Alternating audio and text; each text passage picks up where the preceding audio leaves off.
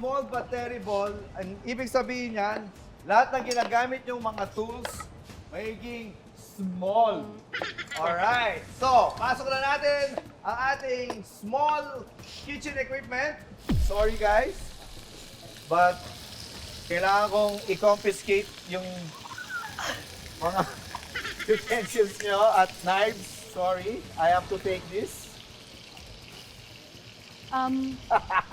Wait lang, anong gagawin? Yes. Okay, antayin ko na lang si Knife. Okay, Mr. Starobot! Pasok na ang ating small and terrible kitchen equipments.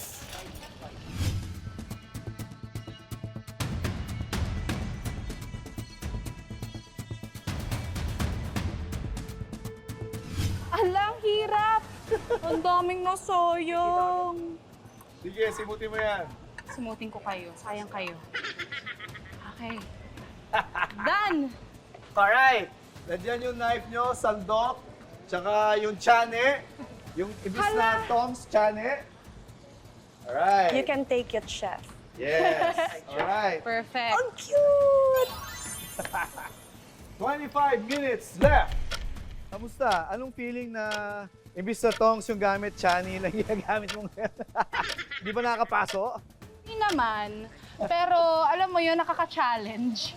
Parang hindi ko expect na magluluto ako gamit yung pang-eyebrows. Baka after nito, baka mawala to. Hanapin nyo na lang ako Okay, napansin ko yung tubig na ginamit ni Roberta medyo nag-evaporate. Gawin ka bang tubig dito? Wala. Wala pa pong Ah, wala tubig. Pinapry ko Okay. pa lang po yung pork kasi may mga versions tayo ng adobo na may Yes. masabaw tapos May masabaw, crispy may adobo. crispy adobo. So, ano bang version itong plano mo gawin? Medyo crispy. Crispy adobo. Alright, that's good. That's good. Ngayon, dito tayo kay Gab. Iba naman yung approach ni Gab Mom, I'm gonna make you proud, Mom. Dito, talaga nilagyan niya ng tubig. Medyo At mahirap nga lang pinapakuluan na. niya, pinapalambot niya. Another tip, Gab. Ang pork lomo is pork tenderloin. Mabilis lang yan maluto, pero mabilis din siya ma-overcook. Tip. Maganda yung ginagawa ni Gab. Tinatanggal niya yung mga dumi-dumi sa taas. Meron tayong strainer. May strainer. Pwede Yes. yan. May mga bowls tayo dito. Padaliin natin Kailangan ang ng bowl. buhay. Galing!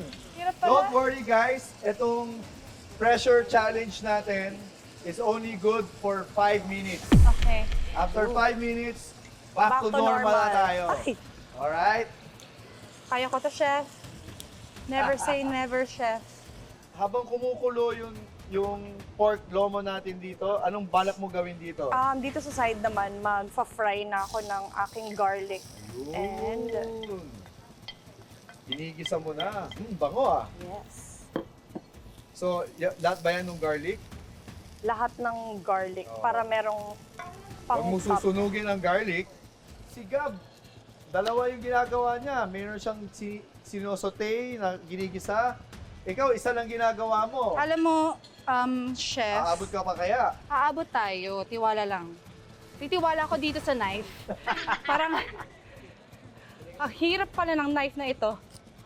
Anong pakiramdam na gumagamit ka? Napakaliit na sandok. Hirap. Pero, kaya talaga siya naging challenge kasi challenging nga naman talaga gumamit pala ng maliit na ano. Na-appreciate ko na ngayon yung mahaba naming mga sandok sa bahay. You only have 20 minutes left.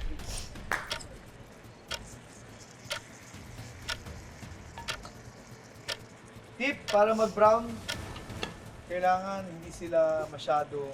Magkakadikit. Okay, chef. Yes. Noted. Napansin ko, dalawang klaseng sibuyas yung kinuha mo. Red and Ay, ang white. dami. Sinasadya mo ba yan o yun lang nakuha mo? Hinulaan ko lang talaga, Chef. Kasi baka yung kailangan mo yung isa, at least meron yung isa.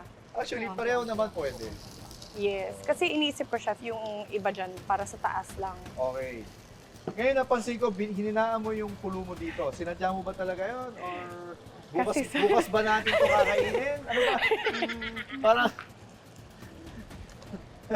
ano bang balak mo Kasi, gawin? Chef, nung sinabi mo kasi na mabilis siyang maluto, binawasan ko na. Okay. Well, point taken.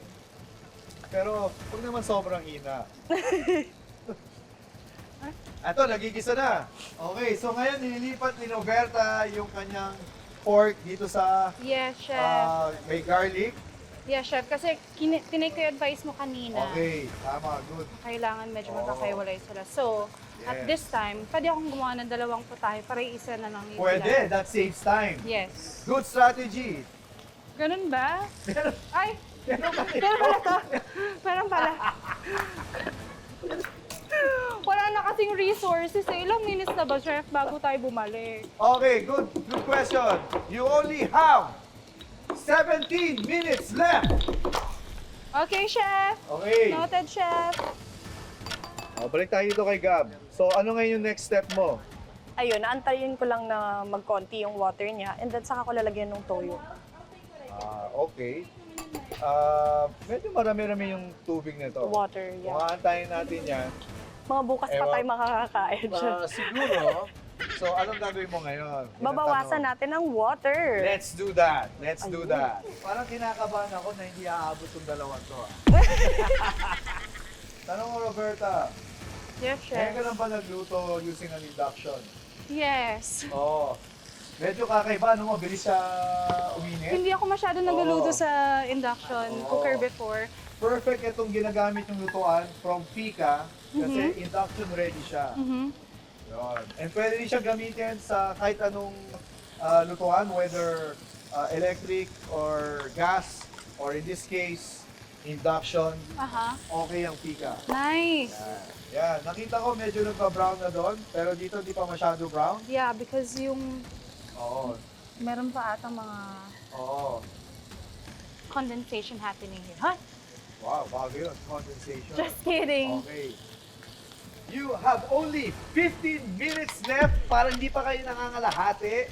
And now we have to pick it up, guys. Pick it up.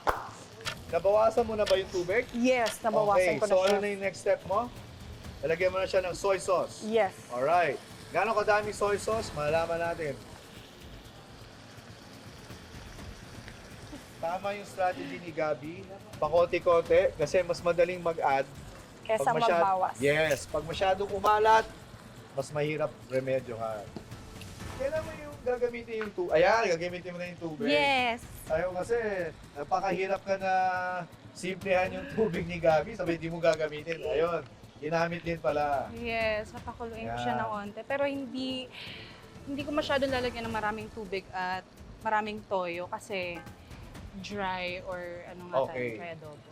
So, ibang approach ni Roberta. Konting-konting tubig lang compared kay Gabi na pinakaluan niya talaga sa tubig yung niluluto niya. Guys, you're in luck kasi tapos na ang inyong Wheel of Pressure Challenge. Balik na natin ang normal kitchen tools.